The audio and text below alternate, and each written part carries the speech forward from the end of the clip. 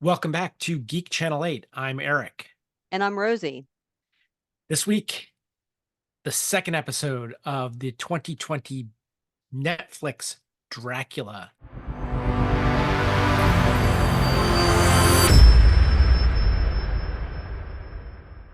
I've just been playing a lot of roller derby. Our season has started. We won our first home bout of the season. So next up is we're playing Naptown on March 18th or May 18th. So I know that's going to be a challenge, but we beat them last year. So we'll see how it goes this year. Other than that, what I've been watching, I actually watched the live Cat Williams special last night. The night before, I watched the John Mulaney live special. And that was pretty good too, even though Jerry Seinfeld was on it. I don't think he's that funny. I never really did. I Yeah, watched the Seinfeld show. There were parts of it that I thought Kramer was funnier than everybody. well, that's the thing. Seinfeld was the straight man, right? So, Yeah. he's the not funny one. It's all the other people on that show that made it funny, right? Mm-hmm. I was recently at this, and I'm going to play a soundbite and see if you recognize the voice here. It was recorded on my phone, and they didn't have the best PA system, so Mm-hmm. I missed the first couple seconds when the host was like, if you had told me as a little girl that I'd be And I'm here right now, providing an introduction for a man who needs no introduction, the one and only George Takei. But he is a hero to many people for many different reasons. For many in this room, George Takei earned their adoration as a versatile and prodigious actor. With 249 acting credits on IMDb, he is a legend. He began by studying theater at UCLA and the Shakespeare Institute at Stratford-upon-Avon. Anyway, it goes on. Let me see if I can get to the very end of it. It is my pleasure to welcome George Takei. That is so awesome. I went to see, I don't know if you could hear that, but I went to see, in my tiny little town, George Takei showed up to do a talk. Did you recognize that voice? A little bit, but I I can't put my I finger on it. texted Johanna and said, "Are you at George Takei?" And she says, "I'm introducing him." Get That was out. Johanna. Oh wow, okay. I was like, why does she sound familiar? Wow. You've only done 100 episodes. I know, Anyway. yeah. And I'm usually really good at like picking up a voice right away, but I guess in my mind I was thinking like it's a super celebrity. It's a super celebrity introducing George Takei. But it was our own personal super celebrity, Johanna. So Yep. perfect. Yep. That's awesome, man. Good for her. That's such a great opportunity. Yeah, and she's always like, "When are we going to do Star Trek? When are we going to do Star Trek?" And I'm always like, "Man, we can't do Star Trek because we would be like, if we were to try to do Star Trek, we would be on Star Trek for a long time." That would be a whole year. But you know what? Maybe we could pepper Star Trek in just like we do with James Bond. Well, that's the idea, maybe Yeah. to get to it. Let's put that aside and let's get into today's show. This is episode 2 of the 2020 BBC Dracula, which originally aired on the 2nd of January on BBC. 2 days later was available on Netflix, where it's been ever since.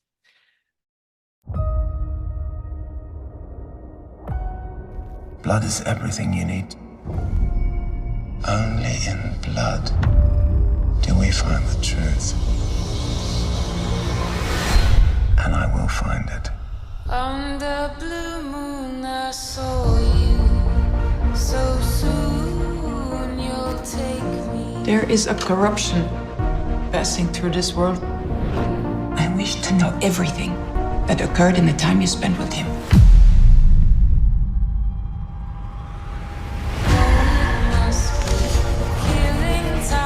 He is a monster. He is the devil himself. I could be wrong, but I think you were having a nightmare.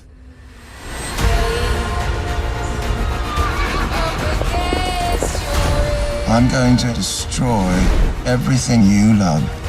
There's one thing that he fears. We must discover it. All you have to do me in. You give yourself to it. You give yourself to it. Who are you?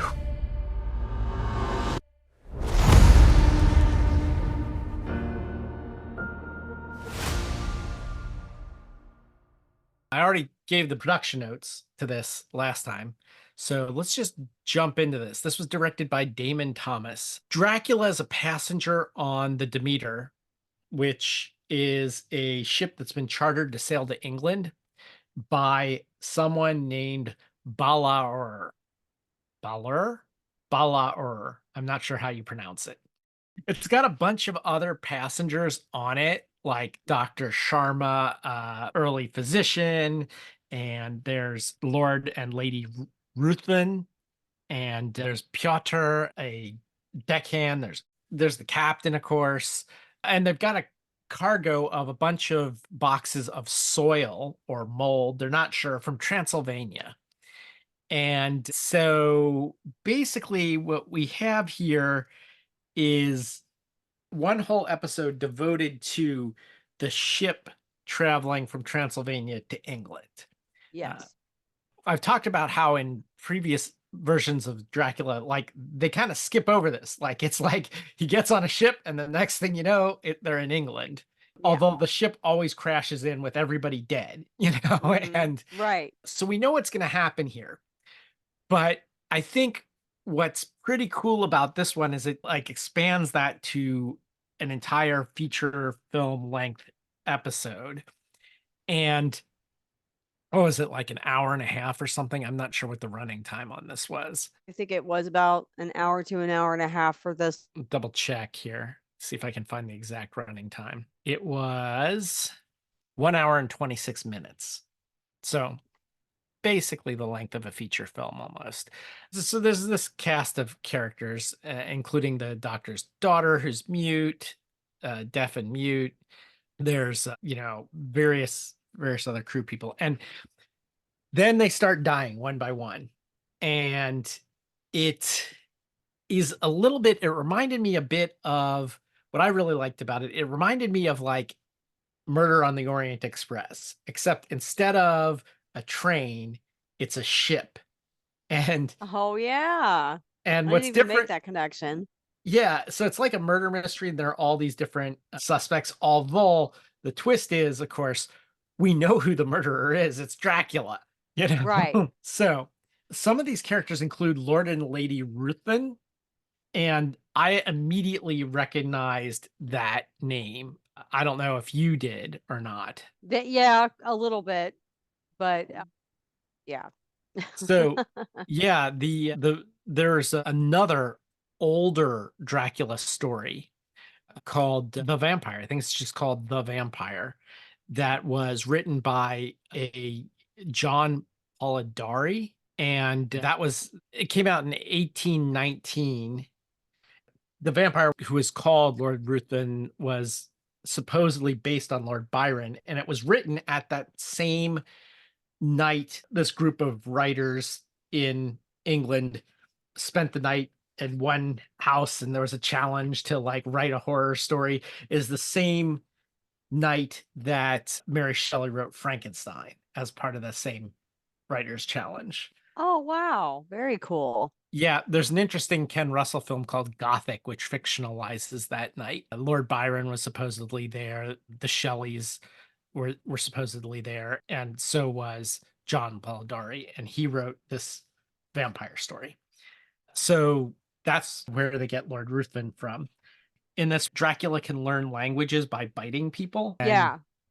So that's why he has like a British accent and sounds British and all this, because he bit Jonathan Harker last time. Well, one thing that they said a lot throughout the series was blood is lives. Like whoever he feeds off of, which apparently he's picky about, unless he's super hungry, but whoever he feeds off of, he gets their memories, he gets their skills or whatever, like he gains a lot from the person that he fed off of. Yeah, and that's like, of course, a twist on the famous line from Bela Lugosi, right? The blood is the life, Right. Mr. Renfield. It kind of reminds me of the Matrix instead of hooking him up to a computer and then he learns a skill, he just feeds off of somebody and learns a skill. Like feeds off of somebody's like, I know kung fu. Yeah. So yeah, he outright tells Dorabella, who is supposed to marry Lord Ruthven or is married to Lord Ruthven. I'm not sure. I thought Um, it was Lord and Lady Lithven. Yeah. Okay. So anyway, he outright tells her that he's a vampire. So the crew's trying to puzzle this out and they figure out that they're all connected in that Balaur selected all of them and charted this particular ship. We find out that Balaur is another word for dragon, which is what Dracula means. It turns out Sister Agatha is on this ship. She's in this cabin 9, which is, the captain has told everyone not to go in. And it turns out Dracula's been feeding on her. Agatha suggests that the Demeter was Dracula's dress rehearsal for blending in England. Mhm. But she also says that he has no self-control because, like, if he kills all the crew, how's it going to get to England? And I'm like, finally, I've been saying that in every version of Dracula. Like, that's the one Right. part that doesn't make sense to me. Finally, somebody recognizes this in this story. Okay. Like, how are we going to get there? Yeah. So he's been slowly draining her blood throughout the voyage. And once everybody starts rebelling, he realizes he's going to have to come up with something. And so he frames Agatha for the killings. And they tie her to the mast and they're going to hang her and stuff like that. And, you know, this whole thing is very Sherlock Holmes-ish. Like, you can tell this was written by the same people who wrote Sherlock, you know? We should also mention that now she's undead. At this point, she's undead because her fingernails are starting to fall off and she's showing the signs of being an undead person. Right. Right. Throughout, he has interactions with all these people. And as he's killing people, the deaf mute girl sees him at one point.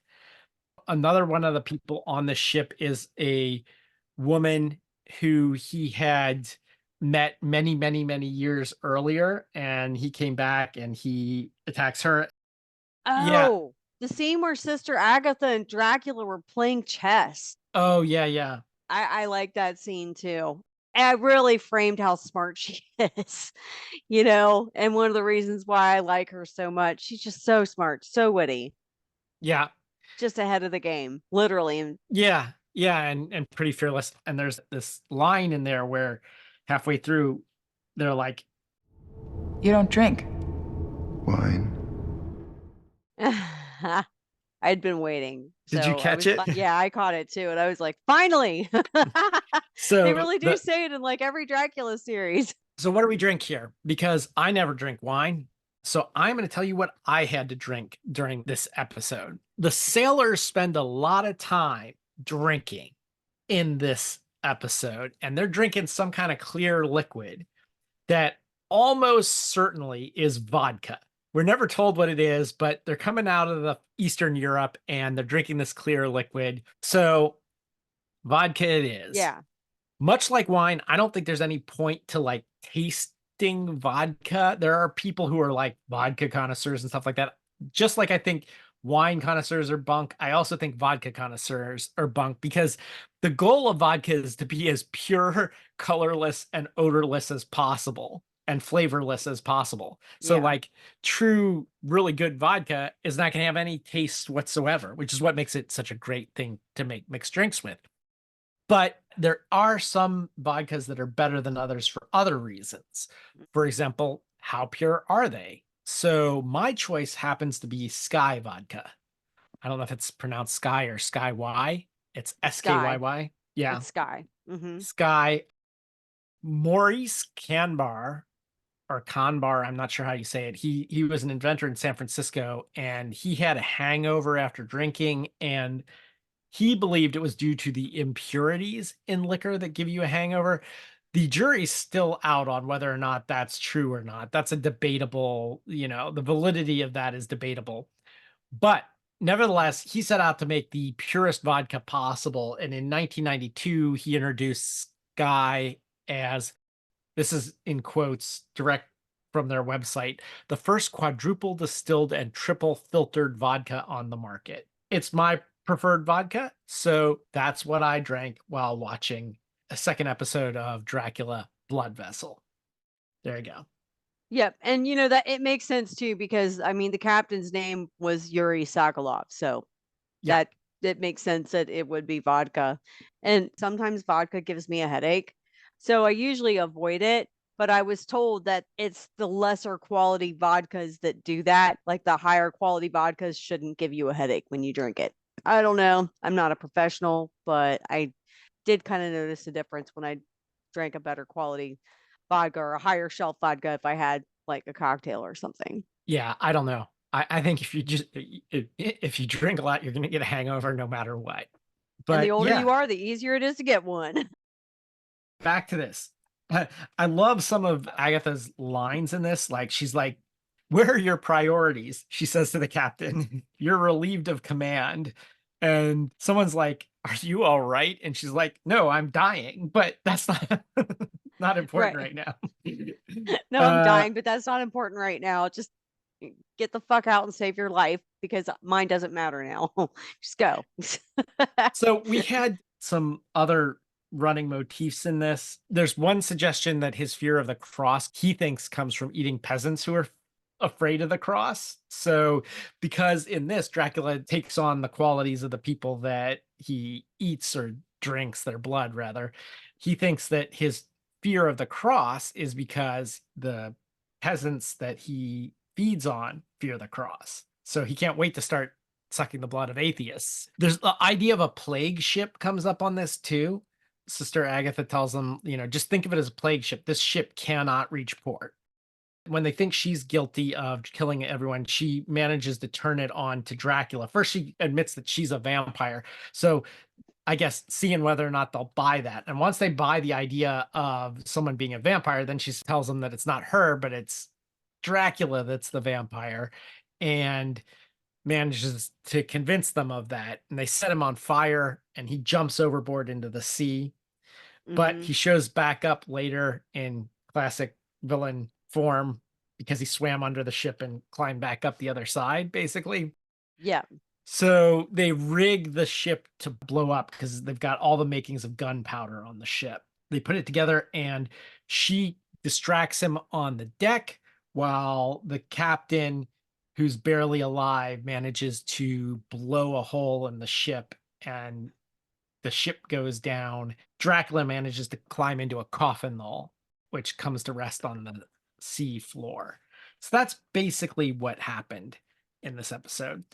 I was pleasantly surprised. I actually like this episode best so far. I like Yeah. it better than the first episode.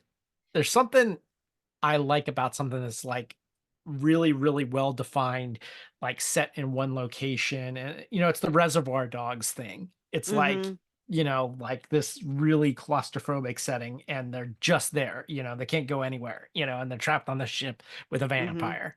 I really liked it a lot.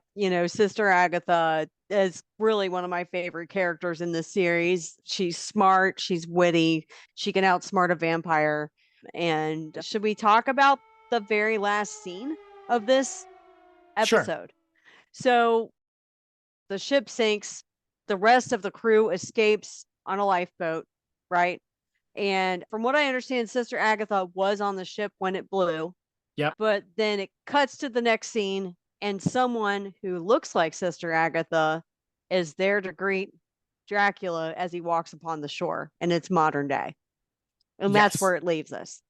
Yeah. So my mind is thinking, this is Sister Agatha. Oh my God, she's a vampire too. Because it was Well- nighttime. My brain was like, that's Sister Agatha. It's not just her. She's got an entire team of special forces types with her, and there's a helicopter overhead and everything. They were So, ready. They were yeah. ready for him. And we'll find out why on the next episode. Yeah. The character that was basically like the cook and Peter had a nice little rapport with each other. And they, at first, I mean, this cook was like a big, scary Russian, Eastern Bloc kind of guy. And then here's Peter, kind of a small guy, really not meant to be a deckhand. He's there to work, and he did. At first this guy scared him, but then they had a drink. And when it was done, he had that, bitter beer face because you could tell he doesn't drink very much. And then he's like, it needs paprika. Yeah. And that was like a running joke through it. And I just thought that was cute. It's like it could have been one of those situations where this guy was like a big bully, but he thought his joke was so funny. They became instant friends and drank a lot together, and they were shipmates at that point. And The actors Yusuf Kirkor. hmm when they realized that women were going to be on the ship, one of the shipmates was like, "Women are bad luck." Yeah, well, that's a classic sailor thing, right? Like, Yeah. Which, how does that work if there's a woman that's a pirate? Because there were women that were pirates out there. We're just now learning about them because history was written by men, but there were women that were pirates out there. So how does that luck shake out? Bloody Bonnie. Well, I think that probably they experienced some of that at the time, right? So I think there was probably two things going on. There were probably a lot of pirates that wouldn't follow a female captain, but there's also a lot of pirates who don't really care about like norms and stuff like that, or they wouldn't be pirates, right? So, Exactly. They would so have a regular 9 to 5 feeding their peasant family or whatever. They wouldn't be on a ship pillaging. yeah, so they're inherently risk takers anyway. So there are probably a lot of pirates that are like, whatever, you only live once, you know? Yeah. If So we die, we die. yeah, I figured that's probably what was going on. But yeah, there is one note of trivia that I found in multiple places. I didn't really notice it, but it's probably because I'm so used to Dracula, having seen all these Draculas. But supposedly the outfit that Dracula wears for the dinner scene was the same costume as the Bela Lugosi Dracula. Really? I thought that looked familiar. So that's really cool. Yeah, so there is that. So that is it for this one. Until next time, this is Eric And this is Rosie. signing off.